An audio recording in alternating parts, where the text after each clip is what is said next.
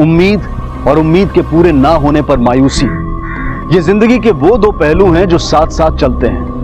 और अगर मायूसी लंबी हो जाए तो रास्ता भटकने की गुंजाइश बढ़ जाती है। इंसान हर मुमकिन कोशिश करता है इस मायूसी से पीछा छुड़ाने की, और अक्सर इस जद्दोजहद में अपने किए के परिणामों के बारे में सोचता ही नहीं है, और कभी कभी खुद ब खुद अपनी कब्र खोदने निकल पड़ता है, और अपनों के साथ रहते हुए भी मीलों दूर एकांतवास में जीने लगता है। क्राइम पेट्रोल का आज का ये एपिसोड ऐसी एक कहानी को दर्शाता है जहां वास्तविकता उम्मीदों के विरुद्ध थी। हरीश, आंखें खोलो ना प्लीज। प्रतिमा ठीक हो जाएगा, ठीक हो जाएगा। हरीश उठो ना, कुछ बोलो। हरीश प्लीज। क्या हुआ इन्हें? ये चोट कैसे लगी? पता नहीं सर। डॉक्टर साहब प्लीज मेरे हस्बैंड को बचा लीजिए। देखकर तो लग रहा है कि किसी के साथ मारपीट हुई है। सिस्टर, इस केस के बारे में पुलिस को इन्फॉर्म कीजिए। अब बात हरीश, सब ठीक हो जाएगा प्रतिमा, ठीक हो जाएगा वो। डॉक्टर का कहना है कि हरीश को मारपीट हुई है। इसके बारे में आपको कोई जानकारी है? किसी के साथ झगड़ा वगैरह? नहीं सर, एक्चुअली चौल के बाहर हरीश हमें इसी हालत में मिले थे। साहब, हमारी चौल के पास में एक पार्किंग लॉट है जहाँ मैं अपना रिक्शा खड़ा करता हूँ। आज भी जब रिक्शा खड़ा कर रहा था तो मैंने देखा कि हरीश, हरीश, क्या हुआ रे तेरे को? हाँ? हरीश बोलना। अरे कौन किया तेरे को ये? फिर मैंने प्रतिमा को फोन किया और मेरे रिक्शे में हम दोनों उसको यहाँ लेकर आ गए। आप कौन है इनके? साहब, वैसे तो पड़ोसी हूँ, पर प्रतिमा को अपनी सगी बहन से भी ज्यादा मानता हूँ। अच्छा, आपको किसी पे शक है जो इस तरह हरीश पे हमला कर सके? नहीं सर, हरीश बहुत शरीफ इंसान है। वो तो कभी कभी किसी से ऊंची आवाज में बात तक नहीं करता है। हरीश काम क्या करते हैं? फिलहाल कुछ नहीं चल रहा है सर, लेकिन कुछ सालों पहले तक हमारा कपड़ों का बिजनेस था। जब से वो फ्लॉप हुआ है कोई काम नहीं है। लेकिन हरीश रोज सुबह उठकर बाइक से काम ढूंढने जाते हैं सर। अच्छा, हरीश के पास बाइक है, फिर भी वो पैदल क्यों चल रहा था? और उसने अपने इस हालत के बारे में आपको फोन तक नहीं किया? नहीं सर, और जब हरीश हमें मिला ना तो बाइक थी और ना मोबाइल। हरीश का फोन नंबर बताइए जरा। 99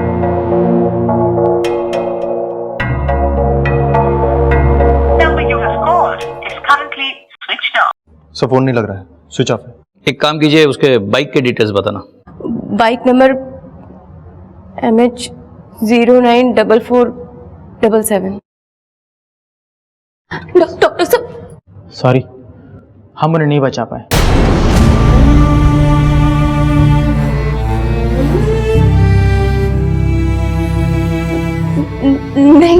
नहीं डॉक्टर साहब, ऐसा नहीं हो सकता। मेरा हरीश मुझे ऐसे छोड़कर नहीं जा सकता। आप प्लीज एक बार फिर से चेक कीजिए ना। बोलो ना इनको, वो ऐसे नहीं जा सकता। मुझे जो बोलो ना चेक करने के लिए, प्लीज बोलो ना। वो ऐसे नहीं जा सकता, हरीश ऐसे नहीं जा सकता मुझे छोड़ के। मात्रे, हमें इस बात की इंफॉर्मेशन है कि हरीश पे हमला हुआ था। वो किसने कब और कहाँ किया था इसका पता लगाना है। पहले तो उसकी मोटर बाइक ढूंढ लो और ये पता करो कि वो चाल तक मोटर बाइक पे आया था या किसी ने उसे छोड़ा था। ठीक है सर। और एक बात, ये हरीश कुछ काम धाम तो नहीं करता था, तो इसका पता करो कि उसका डेली रूटीन क्या था। हरीश की A to Z इंफॉर्मेशन निकालो। ठीक है सर।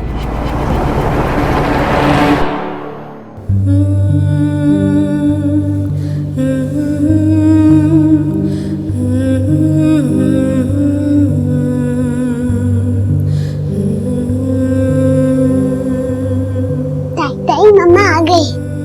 मम्मा, बाबा कहाँ है? मम्मा, आपने तो कहा था पापा को भी साथ में लेकर आएंगी। मम्मा, मम्मा, ये देखिए, मैंने अपने हाथों से पहना है। अच्छा लगा ना? मुझे पापा को दिखानी थी। मम्मा, पापा कहाँ है? वो आपके साथ नहीं आए? ये देखकर वो बहुत खुश हो जाएंगे।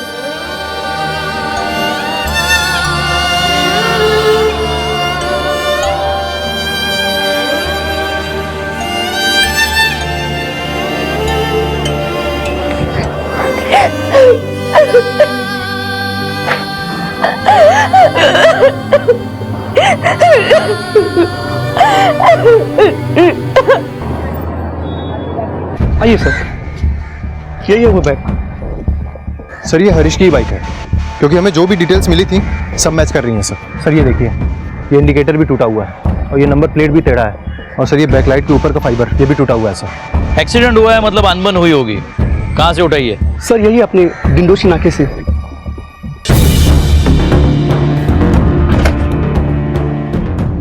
मात्र एक काम करते हैं, सर पहले आसपास के लोगों से पूछताछ करते हैं। इस आदमी को पहचानते हो? साहब ये तो वही आदमी है, कल 4 लड़कों के साथ इसका लफड़ा हो गया था साहब। कैसा लफड़ा? साहब पूरा गलती इसी का है, अपनी खटारा मोटरसाइकिल बीच रास्ते पे चला रहा था।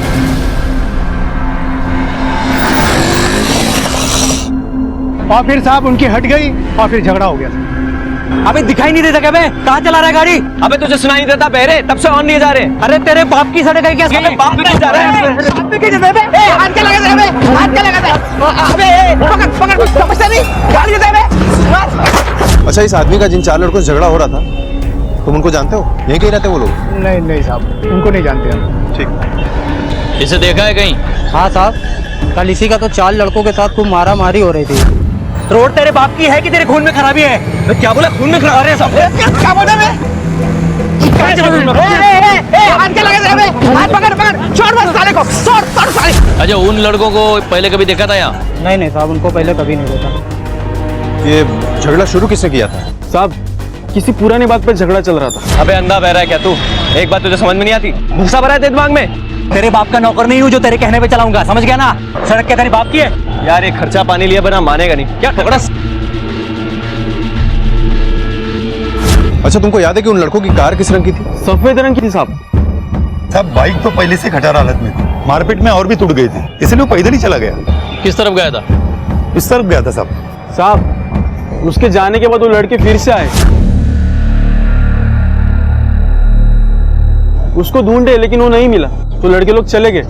इतनी पूछताछ के बाद भी कुछ हाथ नहीं आया। सभी आए विटनेसेस अलग अलग बात बता रहे हैं, सिवाय एक बात के कि हरीश का जिनके साथ झगड़ा हुआ था वो 4 लोग थे और वो एक वाइट कार में आए थे। सर मुझे लगता है कि ये मामला रोड रेज का है, क्योंकि हरीश की पत्नी प्रतिमा भी यही कह रही थी कि हरीश की किसी के साथ कोई दुश्मनी नहीं थी। अगर ये मामला रोड रेज का है फिर भी हमें पूछताछ तो करनी पड़ेगी, क्योंकि हो सकता है कि रोड रेज का फायदा लेकर कोई अपनी आपसी दुश्मनी निकाल रहा हो। मात्र एक काम करो सर, यहाँ के सीसीटीवी फुटेज चेक करो और आसपास के गैरेज में पूछताछ करो पिछले 36 घंटे में कोई व्हाइट कार रिपेयरिंग के लिए आई है या नहीं।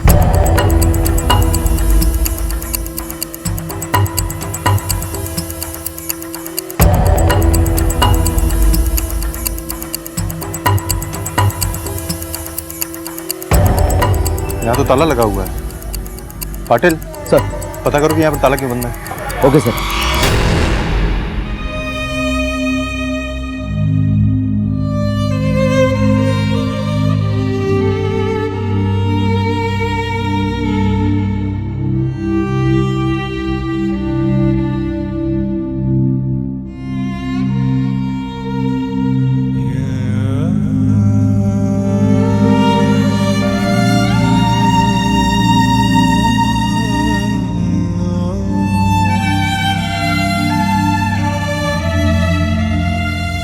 क्या देख रहे हो बेटा?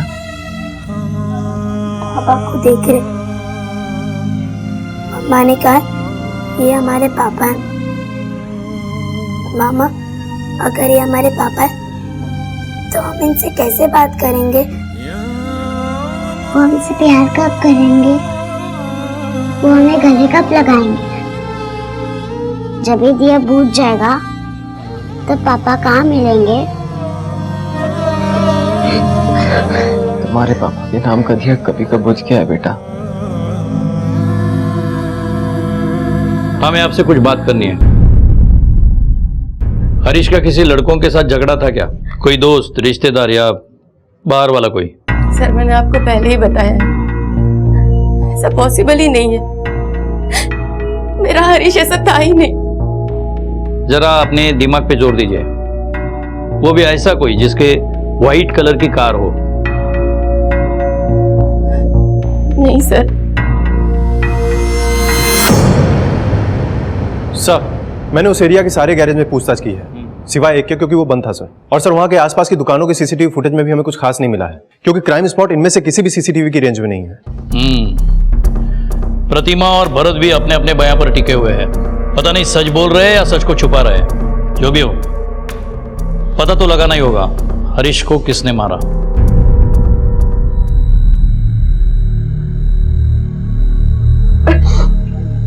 मैं जानता हूँ ये सही टाइम नहीं है बात करने का, लेकिन तुझे याद है ना आज अपन लोगों को जाना है। भरत कैसी बातें कर रहा है तू? ऐसे कैसे चलेगा प्रतिमा? अभी हरीश के जाने के बाद ये सब और जरूरी हो गया है। हमारे पास इसके अलावा कोई रास्ता नहीं है। थोड़ा समझ, नहीं तो कभी नहीं बोलता तेरे को चलने को।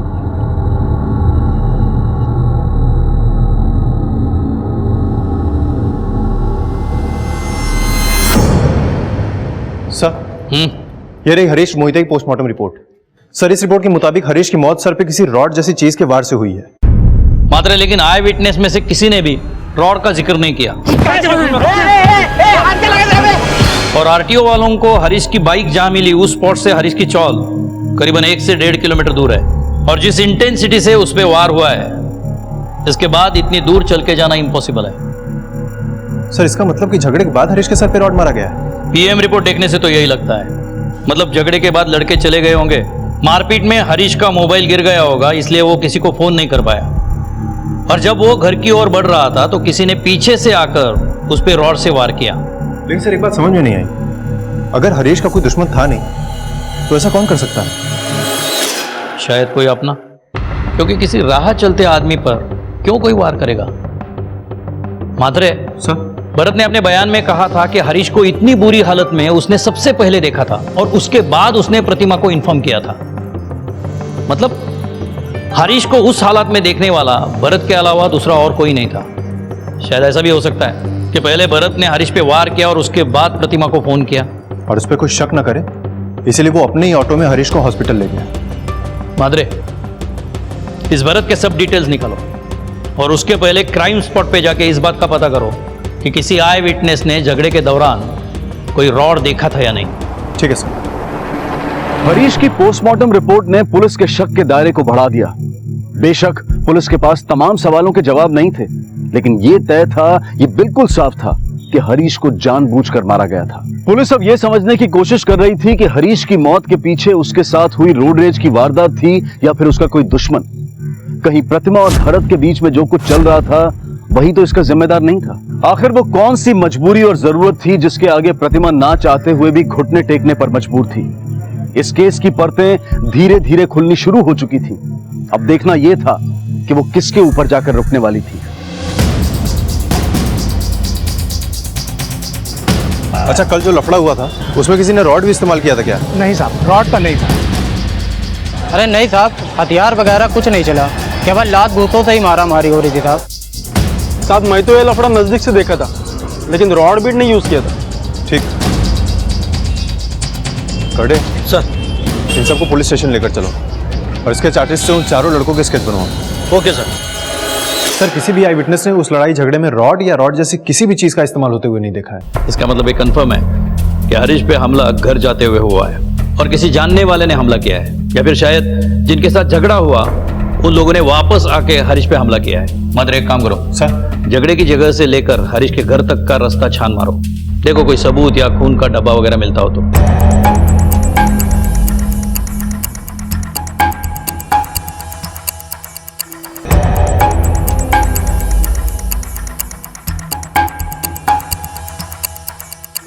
अरे सुनो। जी सर। ये भरत अपनी ऑटो कहाँ लगाता है?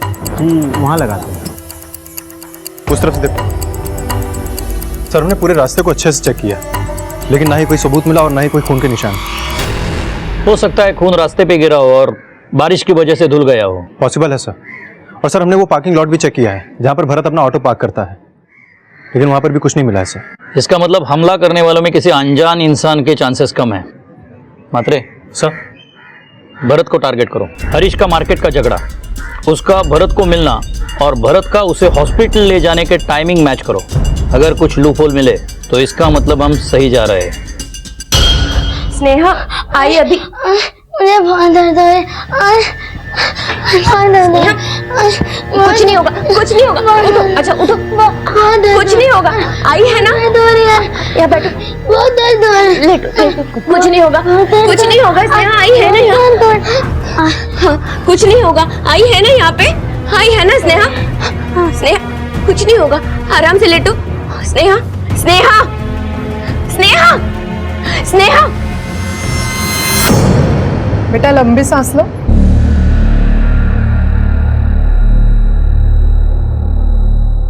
डॉक्टर प्रतिमा, 1 मिनट।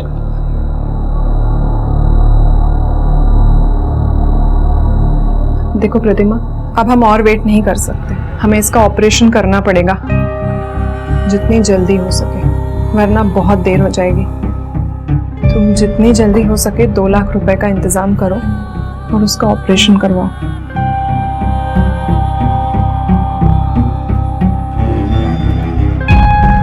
और यदि कोई भी इमरजेंसी हो तो मुझे फोन करो, ठीक है? भरत, मुसीबतें खत्म ही नहीं हो रही हैं, पता नहीं कब तक हमें मजबूरी में ये सब करना पड़ेगा। तू टेंशन मत ले, सब ठीक हो जाएगा।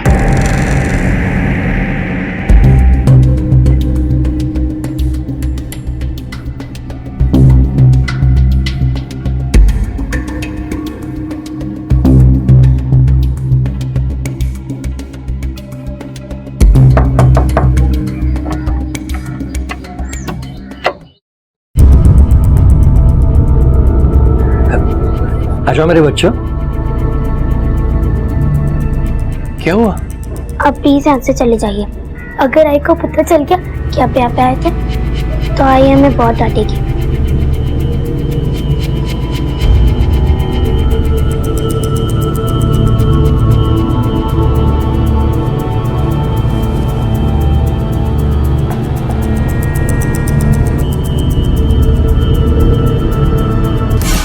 उस दिन जो झगड़ा हुआ था, ये आदमी था क्या वहां पे? नहीं साहब, ये आदमी नहीं था।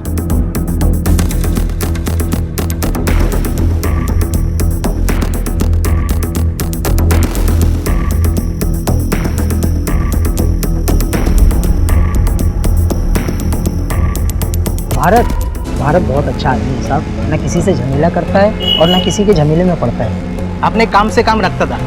प्रतिमा के अलावा उसका किसी से लेना देना नहीं है साहब, और अपनी सगी बहन से ज्यादा उसको मानता है। क्या भरोसा साहब आजकल के लोगों का, नाम के लिए मुंह बोले भाई बहन लगते, अंदर से क्या चलता है क्या मालूम। कहीं वो औरत सच तो नहीं कह रही? ये मुंह बोले भाई बहन के आड़ में कुछ और तो नहीं चल रहा? और हरीश का खून इस आड़ का नतीजा तो नहीं? और सर यहाँ पर काफी लोगों का कहना है कि प्रतिमा भरत के साथ हरीश से भी ज्यादा वक्त गुजारती थी, और ये सिलसिला अब भी चल रहा है। सर आखिर क्या वजह हो सकती है इस मेल में? पुलिस इंक्वायरी चल रही है, और ऐसे में हमारा ये सब करना, तुम्हें नहीं लगता अगर किसी ने देख लिया तो हम लोग फंस जाएंगे? अरे तू टेंशन काहे को लेती है? कोई नहीं देखेगा, मैं सोच समझ के प्लान किया है। आज जाना कहाँ है? 3 नंबर, और हाँ, कम से कम 50 का जुगाड़ करके लाना इस बार। प्रतिमा बहुत मिलनसार थी साहब। घर में पैसे की मारामार होने के बावजूद वो सब कुछ अच्छे से संभाल लेती है साहब। और ये हरीश आदमी कैसा था? वो तो 1 नंबर का निकम्मा है साहब, बस दिन भर इधर उधर घूमता रहता है, काम धाम तो कुछ नहीं करता है। वैसे दारू की लत लगा ली है उसने अपने आप। हरीश संभाल के।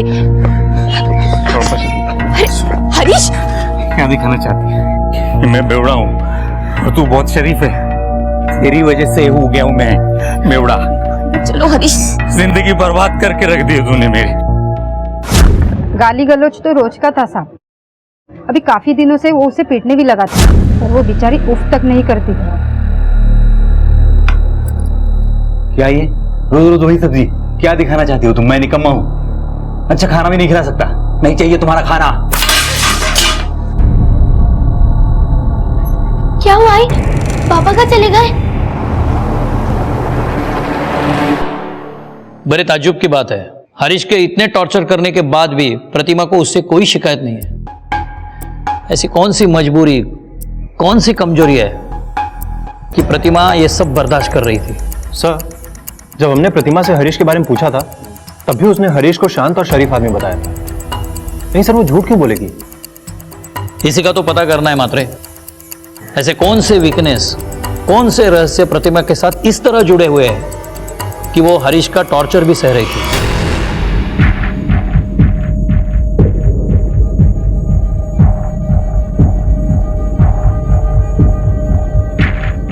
नाटक तो नहीं किया वो? नहीं। एक काम कर, ये पैसा संभाल के रख, ऑपरेशन के एडवांस के लिए काम आएंगे, ठीक है? सर, हरीश मोहिते का जिन 4 लड़कों के साथ झगड़ा हुआ था, उनके जो आई विटनेस थे, उनके आधार पर ये 4 लोगों के स्केच बन गए हैं। ठीक है, तुम जाओ। Excuse me sir. हेलो, अच्छा ठीक है, रखो। सर, एक इंफॉर्मेशन मिली है। सर, वो जो गैरेज उस दिन बंद था, सर जिस दिन लड़ाई झगड़ा हुआ उसी दिन एक कार आई थी वहां पर रिपेयरिंग के लिए। उस गैरेज से उस गाड़ी का नंबर मिल गया सर। आरटीओ से पता चला है कि वो कार किसी टोनी सैमुअल के नाम पर रजिस्टर्ड है।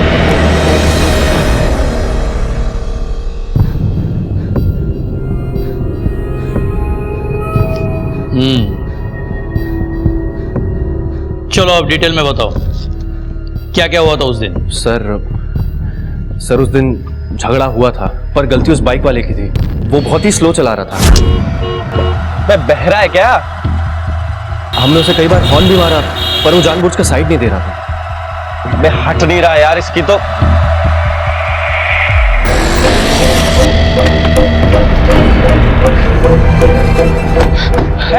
अबे दिखाई नहीं देता क्या बे? कहाँ चला रहा है गाड़ी? अबे तुझे सुनाई देता बहरे, तब से ऑन नहीं जा रहे। अरे तेरे बाप की सड़क है क्या? अबे बाप भी नहीं जा रहा है। हमने उसे मारा था, पर इतना भी नहीं कि उसकी जान चली जाए। पहली बार कम मारा, दूसरी बार कितना मारा? सर, दूसरी बार देखो, झूठ बोलने से फायदा नहीं है। आई विटनेसेस ने साफ कहा है तुम लोग वापस आए थे। बताओ। सर, एक्चुअली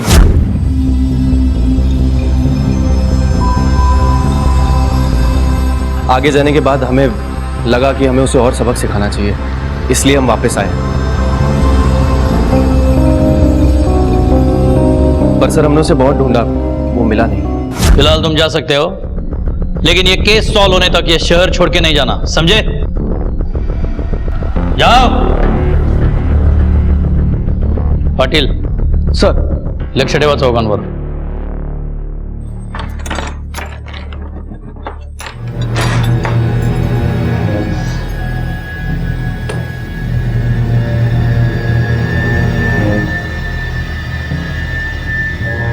मैं देख कर आती हूँ दोनों को. स्नेहा, सायली, स्नेहा, भरत, वो स्नेहा और सायली दोनों ही ऊपर नहीं है. क्या? मुझे ये केस रोड रेज का नहीं लगता, ये किसी पर्सनल दुश्मनी का मैटर है. लेकिन सर, हरीश और प्रतिमा के बैकग्राउंड में तो ऐसा कुछ नहीं मिला है. सर, इन दोनों की लव मैरिज हुई थी और शुरुआत में सब कुछ ठीक भी चल रहा था.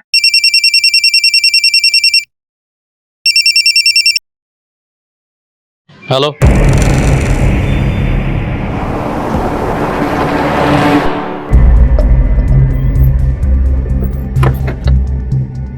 हटाओ इनसे. चलो पीछे चलो, चलो पीछे. मेरी बच्चियां, मेरी बच्ची को ढूंढ के ला दो. रो मत रे, मिल जाएगी.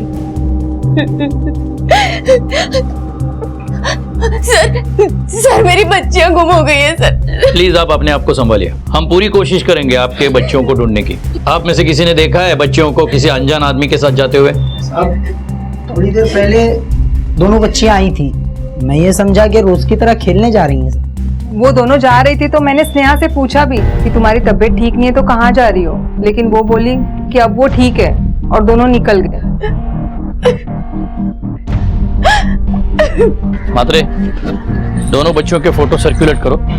और मुझे मालूम है कि स्नेहा सायली किसके साथ गई.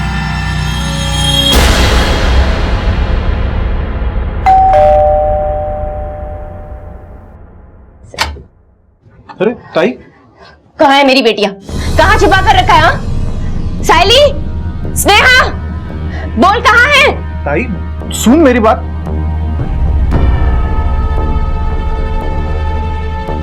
मम्मा, हम अपनी मर्जी से नहीं आए, नाना में जबरदस्ती लेकर आए.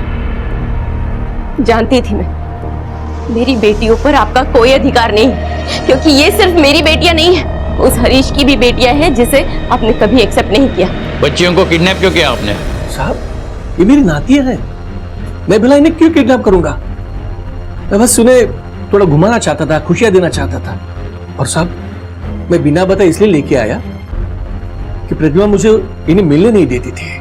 वाह, मैं आपको इनसे मिलने नहीं दूंगी तो आप मेरी बेटियों को किडनैप कर लेंगे। काय बोलती तू? बाबा है वो हमारे। बाबा होंगे वो तेरे, मेरे बाबा नहीं है। और मेरे पति को एक्सेप्ट नहीं किया, मैं उसे एक्सेप्ट नहीं करती। अरे वो निकम्मा था इसी लायक। Shut up! बिल्कुल बकवास नहीं। वो इस दुनिया में नहीं है, इसका मतलब ये नहीं है कि तू उनके बारे में कुछ भी बोलता जाएगा। तू क्या, कोई भी कुछ भी कहे मैं बर्दाश्त नहीं करूंगी। चलो यहां से।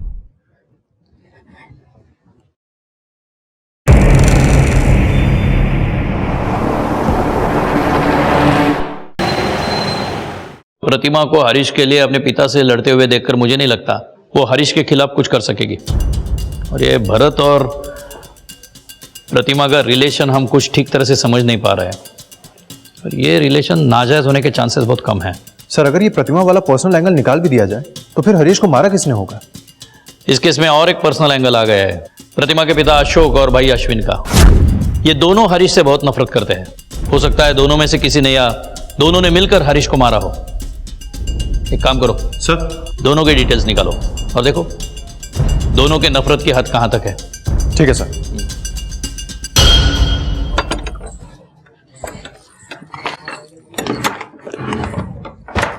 स्नेहा, साइली, देखो आई क्या लेकर आई है, जल्दी आओ।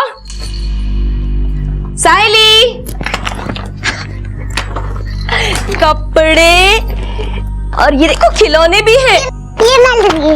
ओके, और चॉकलेट भी है। अच्छी है ना? हाँ। मेरा लड्डू बेटा। आई ना तुम्हारी हर चीज का ख्याल रखेगी, स्नेहा का इलाज कराएगी, और तुम दोनों को जो कुछ चाहिए आई से कहना, हाँ? लेकिन कभी भी किसी से भी बाहर वाले से नहीं लेना, नाना से भी नहीं। अरे वाह,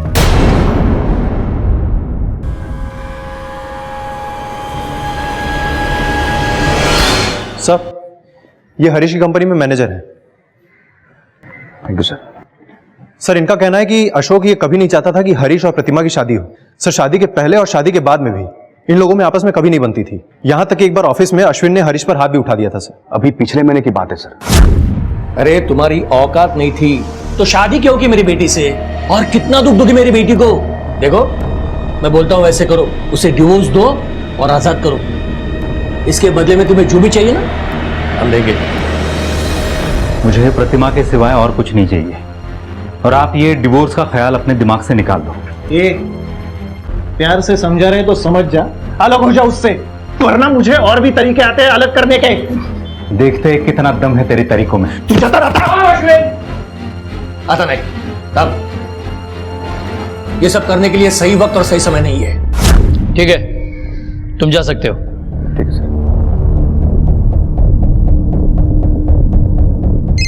एक्सक्यूज मी सर।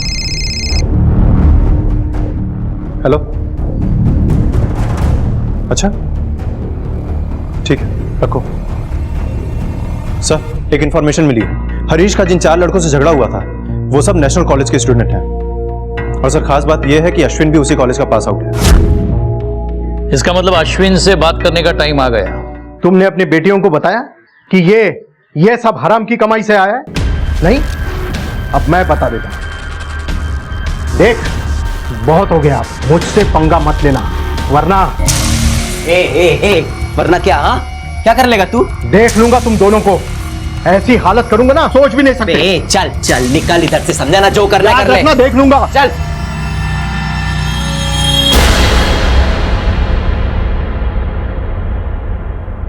नहीं सर, इन चारों में से किसी एक को भी नहीं जानता मैं। ये तो अभी कॉलेज में है, मुझे कॉलेज पास आउट होके काफी समय हुआ है। रही बात हरीश पे हाथ उठाने और उसे धमकी देने की, सर वो सब मैंने गुस्से में कहा था सर, क्योंकि मैं मेरी बहन से बहुत प्यार करता हूँ और उसे इस तरह तकलीफ में नहीं देख सकता था। लेकिन इसका मतलब ये नहीं मैं हरीश का खून करवा सकता हूँ। ठीक है, तुम जा सकते हो। मात्रे सर ये अश्विन, अशोक, भरत और प्रतिमा के पीछे सिविल में अपने आदमी लगाओ। हो सकता है इन चारों में से कोई एक ये केस सॉल्व करने में हमारी मदद करे। ठीक है सर। हरीश के कत्ल के केस में हर खुलासा एक बंद गली में जाकर खत्म हो जाता था। पुलिस की तमाम कोशिशों के बावजूद कातिल उनके शिकंजे से दूर था। संदिग्धों में सबसे ऊपर प्रतिमा नजर आ रही थी। प्रतिमा और भरत का रिश्ता भी शक के घेरे में था। कोई प्रतिमा के साथ मारपीट करता तो कोई उसे धमकाता, जबकि उसके आस पड़ोस के लोग ये मानते थे कि प्रतिमा सभ्य और सुशील है, अपनी बेटियों पर जान छिड़कती थी और वो अपने पति से भी बेहद प्यार करती थी। आखिर इन सभी रूपों में से प्रतिमा का असली रूप कौन सा था? इन सारे सवालों के बीच एक और हादसा हुआ। साइली को किसी ने अगवा कर लिया और शक सीधे अशोक प्रभु पर जा टिका। साइली कहाँ है? मुझे नहीं पता। झूठ बोल रहे हैं ये सर, मेरी बेटी को इन्होंने ही छुपा कर रखा है। सॉरी मिस्टर अशोक, हमें आपके घर की तलाशी लेनी पड़ेगी। ढूंढो।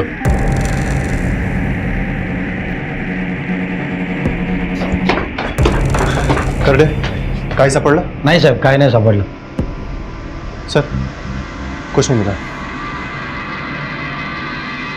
जैसे तुम अपनी बेटियों के लिए तड़प रही हो ना, वैसे मैं भी तुम्हारे लिए तड़प रहा हूं। बेटी, मैं तुम्हारा बाप हूं, दुश्मन नहीं। मैं भी एक मां का दुख दर्द समझ सकता हूं।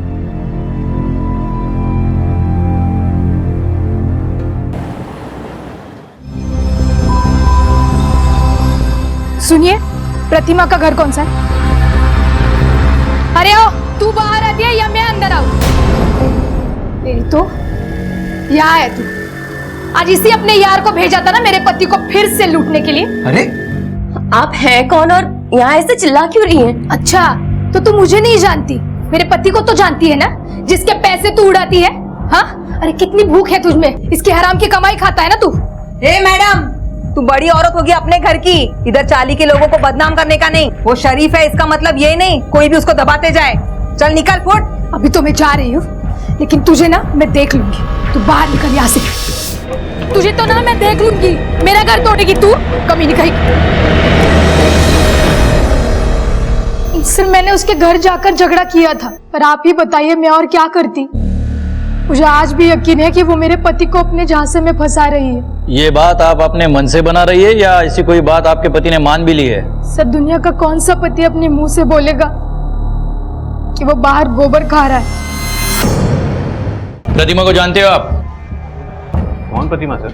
देख, तेरी बीवी ने सब उगल दिया है, इसलिए जितना छुपाएगा उतना ज्यादा फंसेगा। चलो सच सच बोल, क्या चल रहा है तेरा प्रतिमा के साथ? सर, आप जो सोच रहे हो वैसा कुछ नहीं चल रहा है, उल्टा मैं फंसा हुआ हूँ। फंसा हुआ मतलब? कुछ महीने पहले प्रतिमा मेरी दुकान पर आई थी। आइए मैडम। हेलो, एक्चुअली मेरे भाई की शादी है, तो होने वाली दुल्हन के लिए ज्वेलरी बनवानी थी। हाँ हाँ, अभी दिखाता हूँ। भाई साहब, एक प्रॉब्लम है छोटी सी। ज्वेलरी मम्मी की पसंद की बनवानी और मम्मी बेड रिडन है। क्या ऐसा हो सकता है कि आप शॉप से ज्वेलरी लेकर घर आ जाएं और वो वहीं पर पसंद कर लें? मैडम, एक्चुअली हम लोग ज्वेलरी ऐसे किसी के घर नहीं ले जा सकते हैं। हाँ, लेकिन मैं डिज़ाइन लेकर आपके घर ज़रूर आ सकता हूँ। वो डिज़ाइन देखेंगी, पसंद करेंगी और आप ऑर्डर दे सकते हैं। हाँ, ये भी ठीक है। आप मुझे पेन पेपर दे दीजिए, मैं एड्रेस दे देती हूँ। श्योर। हाँ मैडम जी, आज की तारीख के सारे लेटेस्ट डिज़ाइन मैंने आपके लिए लाया है, तो जल्दी से अपनी माताजी को बुला लीजिए, मुझे थोड़ी देर भी हो रही है। माताजी तो है नहीं और उनकी जरूरत भी नहीं है। और अब जो मैं कहूंगी आपको वही करना पड़ेगा। समझ रहे हैं? अरे मैडम जी, ये क्या कर रही हैं आप? छोड़िए, छोड़िए मैडम जी, प्लीज छोड़िए मुझे। नहीं, छोड़िए। मैडम जी, ऐसा क्यों कर रही हैं आप?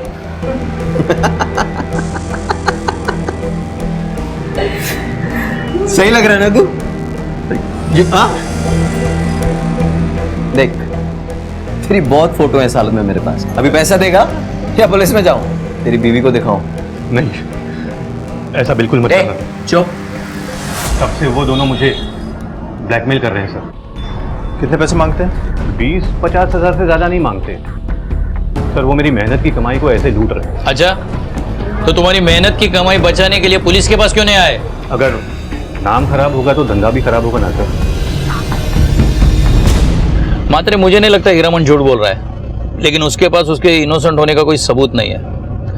मुझे लगता है हमें प्रतिमा और भरत से और पूछताछ कर लेनी चाहिए। हाँ, लेकिन उसके पहले साइली का पता लगाना जरूरी है। Excuse me sir. हेलो, क्या? ठीक है, हम आते हैं। सर, प्रतिमा का कॉल था, उसको साइली के किडनैपर का फोन आया था। Ransom call? Yes sir. फटाफट नंबर लो और कॉल ट्रेस करवाओ। ठीक है सर।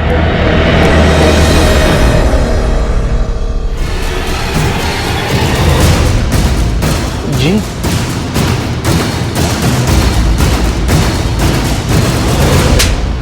हाँ सर, मैंने बच्ची को किडनैप किया था, लेकिन मैंने उसके साथ कोई बदतमीजी नहीं की, बल्कि उसे खाना खिलाया, चॉकलेट भी दी। आप चाहे तो बच्ची से पूछ सकते हैं। अच्छा, तो बच्चे को खाना और चॉकलेट खिलाने के लिए किडनैप किया तुमने? बोलना। नहीं सर, उसकी माँ के पास मेरे कुछ फोटो है जिसके जरिए वो मुझे ब्लैकमेल करती है। मैं बस वो फोटो लेना चाहता था। लगता है तुम्हारे पास बहुत पैसा है। क्या काम करते हो तुम? सर, गोरख भी हीरामन की तरह ज्वेलर है। भरत और प्रतिमा ने इसे भी हीरामन की तरह फंसाकर ब्लैकमेल करके पैसा लिया था। हम गरीब लोग हैं साहब, खाने तक के वांदे रहते हैं कभी कभी। ये ज्वेलर फिलर से हमारा क्या वास्ता साहब? और मैं तो इन दोनों का नाम भी पहली बार सुन रहा हूँ। ज्यादा होशियारी नहीं, समझे? तुम दोनों के कॉल रिकॉर्ड्स हैं हमारे पास, उसमें साफ पता चलता है तुम दोनों ने ही उन लोगों को कांटेक्ट किया था। चल अब बिना मार खाए बोल, सच बोल, चल। सर, हम लोगों ने ही ब्लैकमेल किया था उन लोगों को, लेकिन किसी लग्जरी के लिए नहीं सर, मजबूरी में किया था। हाँ, तुम्हारी मजबूरी है और काली करतूतों का पता हरीश को चल गया था, इसलिए दोनों ने मिलकर उसे मार डाला। नहीं साहब, नहीं, हम उसको नहीं मारे साहब, मैं सच कह रहा हूँ। सर, हरीश मेरा हस्बैंड था, बहुत प्यार करती थी मैं अपने पति से, और उसी को मारकर खुद को विधवा और अपने बच्चों को यतीम तो नहीं करूंगी ना मैं। जब मुझे पता चला स्नेहा के दिल में छेद है तो ये बात हरीश को बता नहीं पाई। उसके इलाज के लिए बहुत सारे पैसे चाहिए थे सर, और मजबूरी में मैंने खुद ये रास्ता चुना। साहब, प्रतिमा मेरे लिए सगी बहन से भी ज्यादा है। मैं उसको ऐसे कैसे तकलीफ में देखता? कमाई ज्यादा थी नहीं कि उसकी मदद कर पाता, इसलिए मैंने ही उसको ये रास्ता सुझाया था। पर साहब, हम सच बोल रहे साहब, हमने हरीश को नहीं मारा साहब। अगर इन दोनों ने नहीं तो किसने हरीश को मारा होगा? मात्रे कहीं ऐसा तो नहीं कि प्रतिमा से बदला लेने के लिए इन तीनों ज्वेलर्स में से किसी ने खून किया हो? एक काम करो सर, तीनों का कच्चा चिट्ठा निकालो। तीनों विक्टिम्स में से कोई एक क्रिमिनल हो सकता है। ठीक है सर।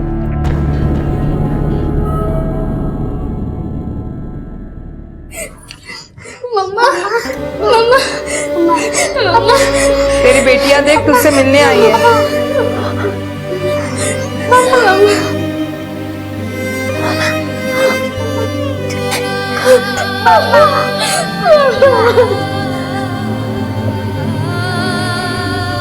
बहनी, इन दोनों को यहाँ से ले जाइए। मैं नहीं चाहती कि ये दोनों अपनी माँ को इस हालत में देखें और सारी जिंदगी शर्मिंदा होकर जी। प्लीज इन दोनों को ले जाओ यहाँ से, ले जाओ प्लीज। हेलो, ठीक है सर। हरीश का फोन जो इतने दिनों से बंद था वो ऑन हो गया है। जोगेश्वरी स्टेशन के बगल में एक मोबाइल शॉप है, वहीं पर कोई उसे बेचने आया था सर।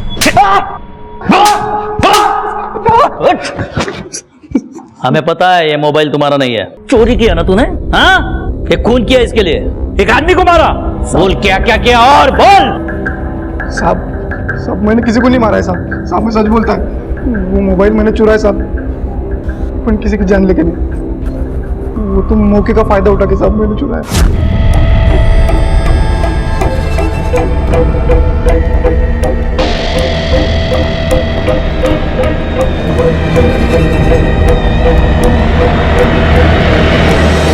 तुझे क्या लगता है तेरी बात पे हम विश्वास करेंगे? हाँ साहब, मैं उसे क्यों मारूंगा साहब? पर साहब, मैं जानता है उसको कौन मारा है।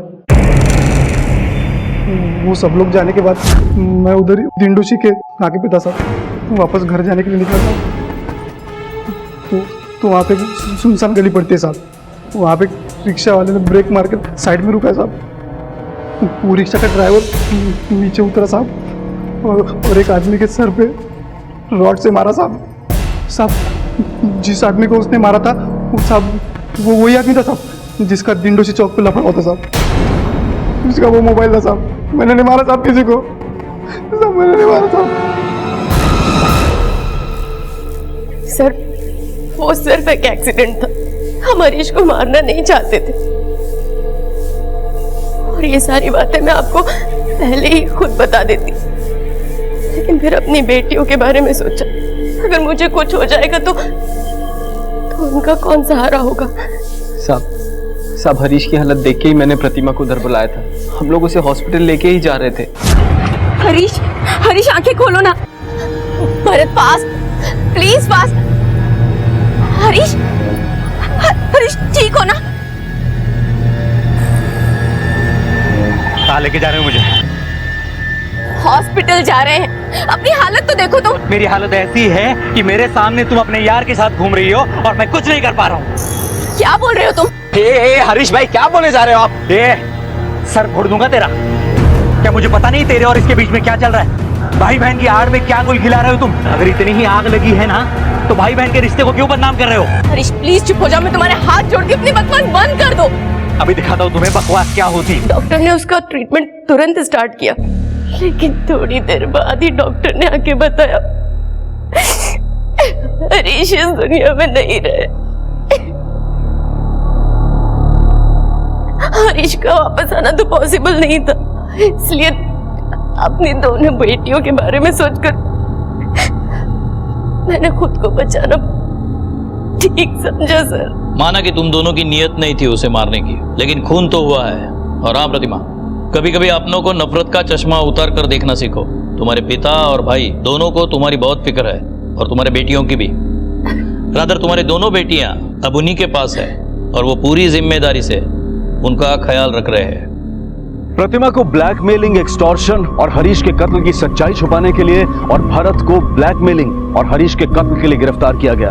ये दोनों इस वक्त न्यायिक हिरासत में हैं। जिंदगी से उम्मीद रखना, सपने देखना जिंदा होने का सबूत है, लेकिन जरूरी यह है कि उन सपनों को अपनी मेहनत से पूरा किया जाए। और अगर किसी कारणवश सपने पूरे ना हो पाए तो निराशा में गलत रास्ता इख्तियार ना करें, क्योंकि गलत रास्ता कभी भी सही मंजिल तक नहीं पहुंचाता।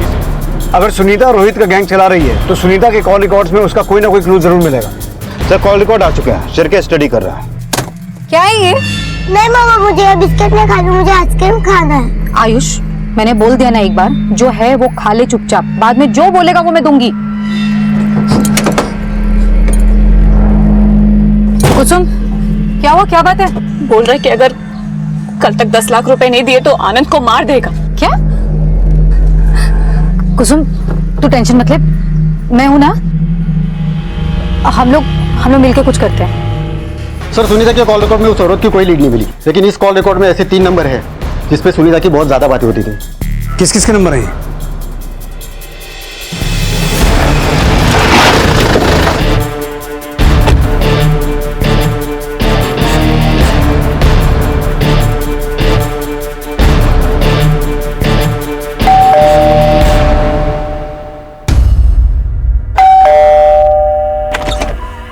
जी गुरबंश सोडी आप ही हैं?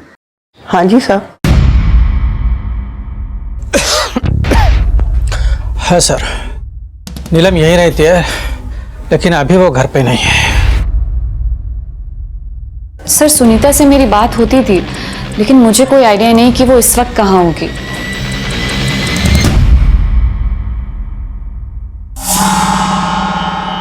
हम इस औरत के मर्डर के सिलसिले में सुनीता को ढूंढ रहे हैं। क्या आप जानती है ये औरत कौन है?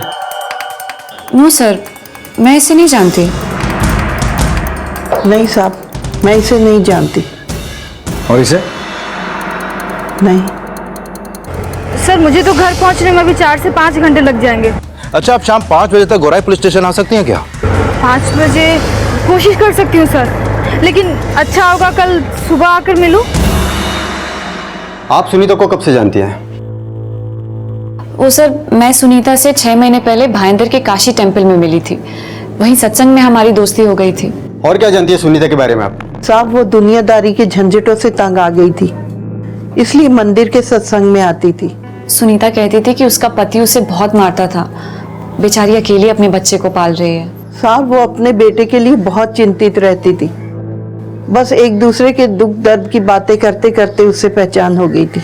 आप सुनीता से आखिरी बार कब मिली थी? सब 1 हफ्ता पहले सत्संग में। हर मंगलवार को सत्संग होता है, वहीं मिली थी मैं लास्ट टाइम सुनीता से। सर नीलम तो घर में नहीं मिली, लेकिन मेरी उससे फोन पे बात हुई। वो कल सुबह थाने आएगी। सर उसका कहना है कि उसकी मुलाकात भी सुनीता से भाईंदर के काशी मंदिर में हुई थी। अगर ये तीनों औरतें सुनीता से काशी मंदिर में मिली तो वो सुनीता का उस औरत से जिसकी लाश हमें विक्रम के घर से मिली और उस किन्नर से क्या कनेक्शन हो सकता है? और उस औरत के मर्डर में सुनीता का वाकई में कोई हाथ है? एक टीम काशी मंदिर भेजो, सुनीता के बारे में और इंफॉर्मेशन निकालो। उसके कॉल रिकॉर्ड्स में जिस जिसके भी नंबर हैं सबसे पूछताछ करो। सर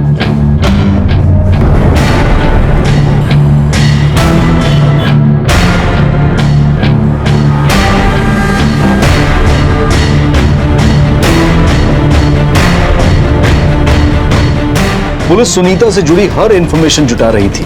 गुरबंश का पूजा की लाश को ना पहचानना, नीलम का किन्नर के रूप में पूजा के साथ देखा जाना और सुनीता का अचानक गायब हो जाना, ये सारे राज इन चारों महिलाओं से जुड़े थे जो अब कुसुम के घर एक दूसरे के साथ मौजूद थी।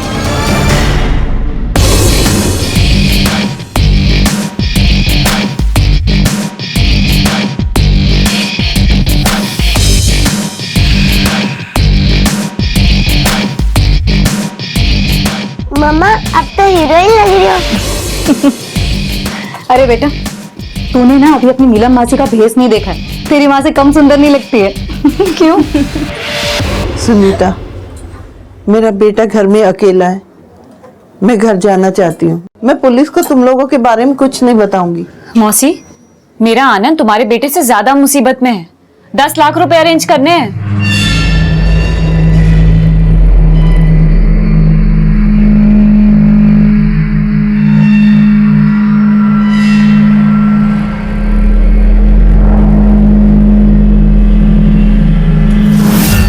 सर सुनीता के कॉल रिकॉर्ड निकलवाने के बाद उसका फोन कल रात एक बार ऑन हुआ था और उसके फोन से हिस्ट्री शीटर आशुतोष त्यागी को फोन किया गया था। आशुतोष त्यागी? हाँ सर। इसका मतलब है रोहित जुगराज ही नहीं, सुनीता का आशुतोष त्यागी से भी कोई कनेक्शन है? सर कहीं ऐसा तो नहीं कि वो किन्नर वो भी इनके क्राइम पार्टनर हो? शायद इसी वजह से उस औरत की मिसिंग कंप्लेंट कहीं पे दर्ज नहीं हुई।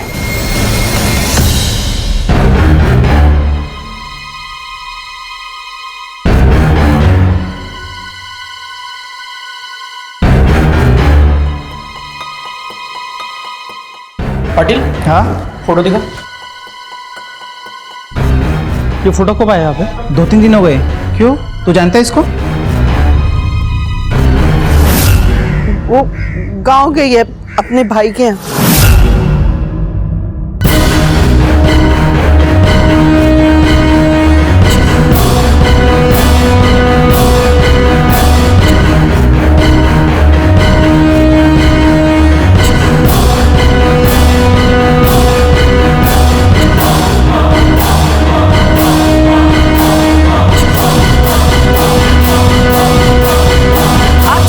डायल कर रहे हैं वो इस समय स्विच्ड ऑफ है।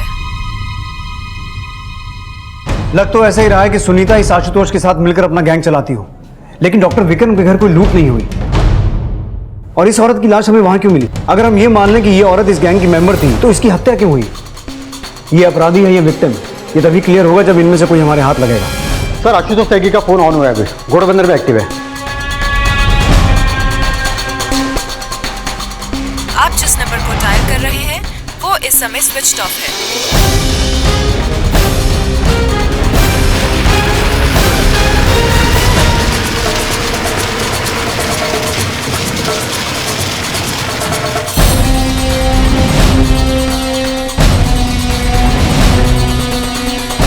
ठीक है सर, आशुतोष का फोन अभी भी बंद हुआ है, लेकिन अभी तक उसका फोन उसी एरिया में एक्टिव था।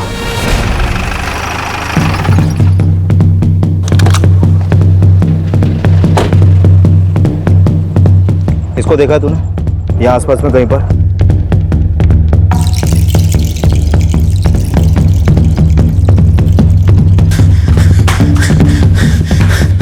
अरे त्यागी भाई, पुलिस पहुंचने वाली, निकल लो यहाँ से।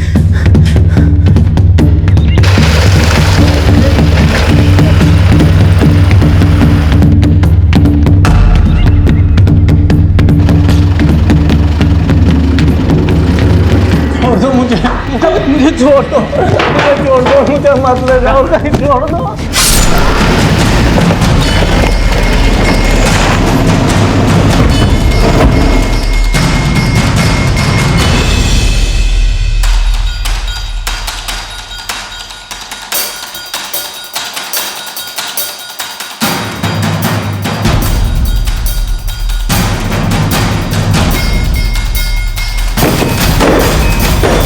लगता है अभी थोड़ी देर पहले इसका मर्डर हुआ है। शिंदे, पीछे की तरफ चेक करो जल्दी। सर।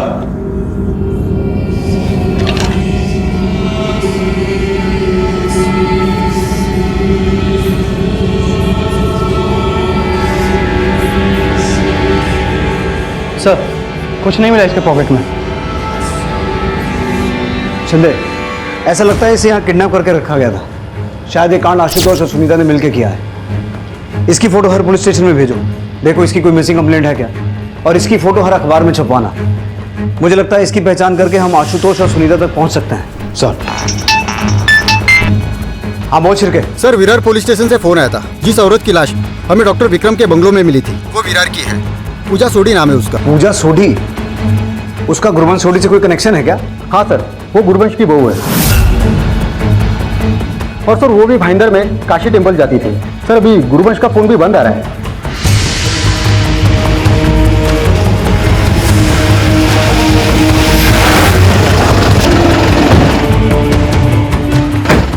जैन सर। सर मैं इस्माइल से, विरार पुलिस थाने से, गुरवंश मौसी का पड़ोस में रहता हूँ सर। सर जिस दिन आपको पूजा की लाश मिली थी उस दिन मेरी मौसी से बात हुई थी, लेकिन जब पूजा का फोटो थाने में आया तब मैं छुट्टी पे था सर। Excuse me sir. हाँ बोलो सर। कदम ताला तोड़ो। सर।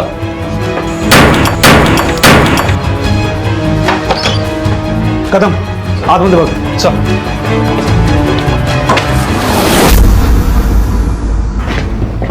दर्शन, दर्शन, दर्शन, दर्शन। सर ये दर्शन है, पूजा का पति। अगर ये गुरवंश का बेटा है तो इसे बांध के क्यों रखा था? सर ये ड्रग एडिक्ट है सर, बड़ी गंदी लत है इसको, और इसकी लत छुड़वाने के लिए पूजा भाभी और मौसी इसको बांध के रखते हैं। सर सास बहू दोनों बड़े नेक थे, घर घर में पापड़ अचार बेच के अपना पेट पाल रहे थे सर। सर मुझे ये समझ में नहीं आ रहा है कि पूजा भाभी के मर्डर के बारे में मौसी कुछ जानती भी या नहीं, क्योंकि मौसी मुझे बोली थी कि पूजा भाभी उसके भाई के घर गई है। सर एक मिनट। सर नीलम और कुसुम का फोन भी बंद है। इसका मतलब है पूजा के मर्डर में सुनीता ही नहीं, नीलम, कुसुम और गुरवंश का भी हाथ होगा। एक काम सर, सर इस तलब इसको परेशान कर रही है, इसको इलाज की जरूरत है। ठीक है, इसे हॉस्पिटल लेके जाओ, और गुरवंश के बारे में कुछ भी इंफॉर्मेशन मिले तो मला अपडेट कर। Okay sir.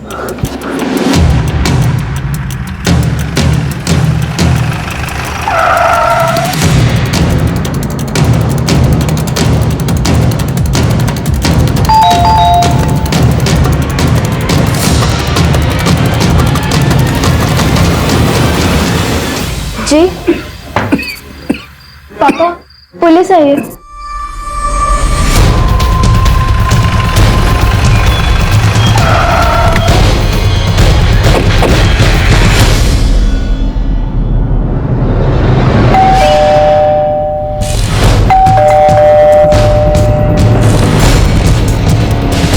शिरके, लगता है अंदर कोई नहीं।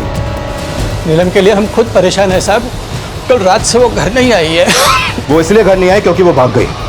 अगर तुम जानते हो कि वो कहाँ है तो बता दो। साहब हम कुछ नहीं जानते साहब, लेकिन उसने किया क्या है?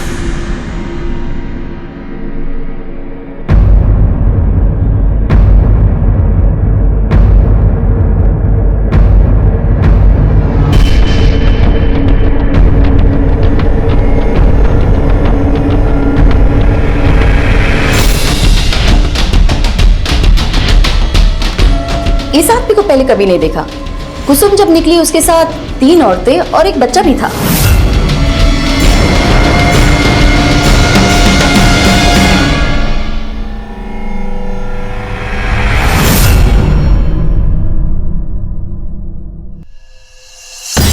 यही वो 3 औरतें थी? हाँ सर, यही औरतें थी। हाँ सर, मैंने भी एक बार दीदी को किन्नर के भेस में देखा था, पर उन्होंने कोई क्राइम नहीं किया था। उन्होंने तो एक ड्रामा कंपनी ज्वाइन की थी। ड्रामा नहीं, क्राइम ही कर रही थी वो, और अभी अपना फोन बंद करके फरार है। सब मेरी गलती है साहब, मेरे ताने सुन के ही शायद वो गलत रास्ते पे चली गई होगी। वो तो बेटा बनना चाहती थी साहब, लेकिन मैं बाप भी नहीं बन सका साहब, बाप भी नहीं बन सका।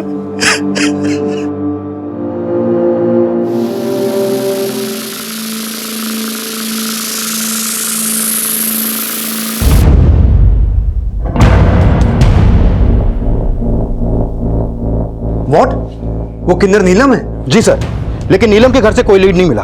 उसके घर वाले ना तो सुनीता को जानते हैं और ना ही बाकी औरतों को। नीलम के परिवार पर नजर रखने के लिए कांस्टेबल की ड्यूटी लगाओ वहां। सर, कुसुम के साथ उस आदमी की फोटो मिली है जिसकी लाश हमें आशुतोष के अड्डे पे मिली थी।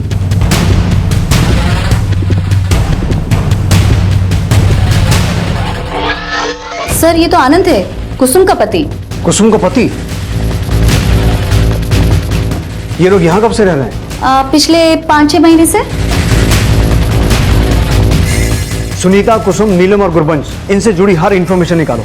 इनकी फोटो हर एक पुलिस स्टेशन में सर्कुलेट करवाओ और बांद्रा पुलिस से कहो कि रोहित के फरार साथी मुन्ना की केस फाइल भेजें। रोहित ने हमें बताया था कि सुनीता कर्नाटका से है। तब वो कर्नाटका में कहीं की है? तो कर्नाटका पुलिस हेडक्वार्टर में सुनीता की फोटो भेजो और इसके पति के बारे में इंफॉर्मेशन निकालो। हो सकता है इन चारों के बारे में कोई लीड मिले। सर,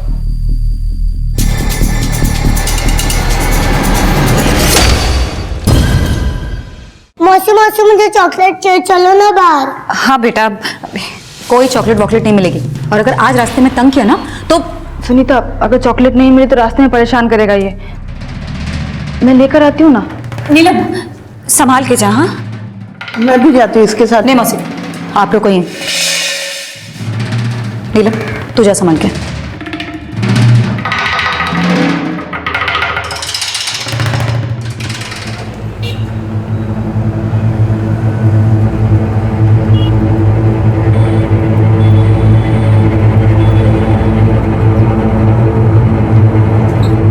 भैया बात छोटा वाला वो। सर सामने आया है कि सुनीता का आशुतोष से कनेक्शन है, और यह भी साफ है कि सुनीता कुसुम के साथ ही फरार हुई थी।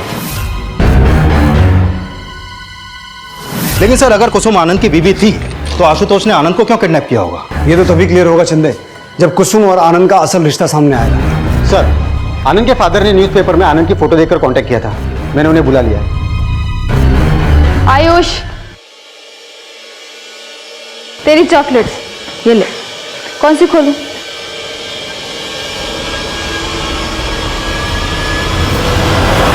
बोल।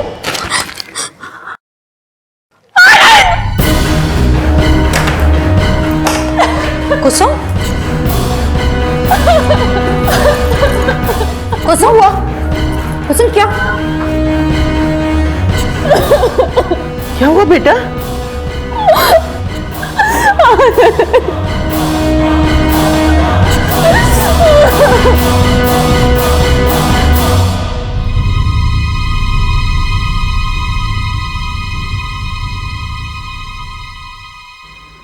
आनंद!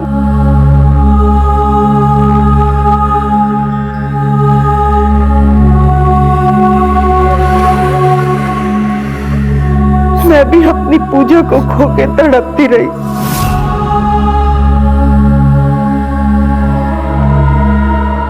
अब अपने बेटे को भगवान के भरोसे छोड़ के आई हूँ। तू भी अपनी किस्मत से समझौता कर ले। सुनीता, फिर आज का प्लान कैंसिल करते हैं? नहीं, बिल्कुल नहीं। अगर आज का प्लान कैंसिल कर दिया ना तो सबकी किस्मत फूट जाएगी। और इस समय हमें सिर्फ अपने बारे में नहीं बल्कि एक दूसरे के बारे में सोचना चाहिए। अरे मेरा भी बेटा है और मुझे भी अपनी ही नहीं, इस मासूम के भविष्य की भी फिक्र है। साहब, उस कुसुम ने मेरे बेटे की जिंदगी तबाह कर दी। कुसुम रहने वाली कहाँ की है? उसके पेरेंट्स कौन है? कुसुम सेठ राजेश दाभोलकर की बेटी है सर। कुसुम मेरे आनंद से प्यार करती थी, लेकिन जब ये बात सेठ राजेश दाभोलकर को पता चली तो कुसुम मेरे बेटे को भगा ले गई साहब। मुझे लगता है इसी खुंदत में आकर राजेश दाभोलकर ने मेरे बेटे को मरवाया होगा सर। राजेश दाभोलकर का नंबर और एड्रेस दीजिए हमें।